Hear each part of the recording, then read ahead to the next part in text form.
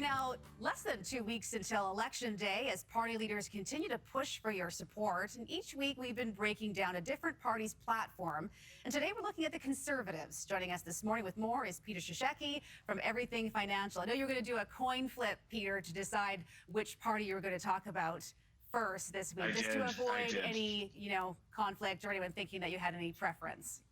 No favoritism. I'll do the same as I've done the last few weeks, where we'll take the good, the bad, and the ugly for each party, and we'll see what we come up with. Okay, we're talking about the Conservatives here, and they are promising to give Canadians a month-long holiday from paying the GST. And on the outset, it looks like it's a great idea because, a month without the GST, think of the money that people could save. That's right. It will help small business, or it may help you with paying some goods, because it says that 5% savings will go towards the goods you're purchasing. Except then you got to go for the fine print, because what, like most political promises from all parties, isn't stated is, how do they get that money back? So that savings, if you will, or lack of revenue, which it really is $1.5 billion with a B, Kerri.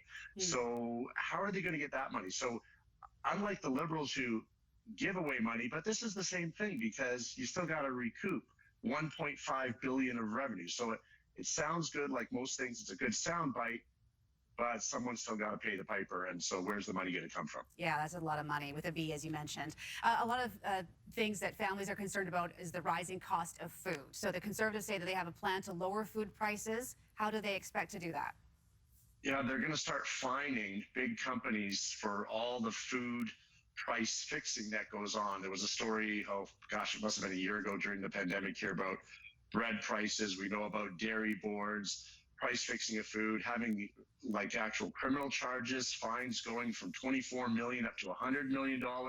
So that's, the good thing. But what I'd like to see is every political party step up and really do something about the major price fixing we all know about. We all see it every single day, and that's at the gas pumps. We all see that. It's amazing how the oil can go up by 1 penny a gallon and a barrel. And then all of a sudden our gas prices go up 30 cents at everyone at the same time. It's amazing how that works. So let's step up and do something real and tackle gas prices for once, because we are way higher than everybody else. Yeah, it's there's a lot of pain at the pump, that's for certain.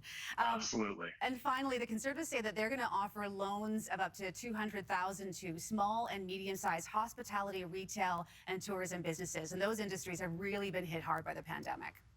They have. So we'll give them kudos on this one. The small, medium businesses, we're talking retail, tourism, those, and especially the restaurant businesses and all that, they've been literally crushed during this pandemic. Well, somehow the big chains have gone unchecked with, it's okay to have 500 people in a big chain box store, but you can't put one person in a restaurant. Makes no sense to me, but hey, I'm not a doctor, so what do I know?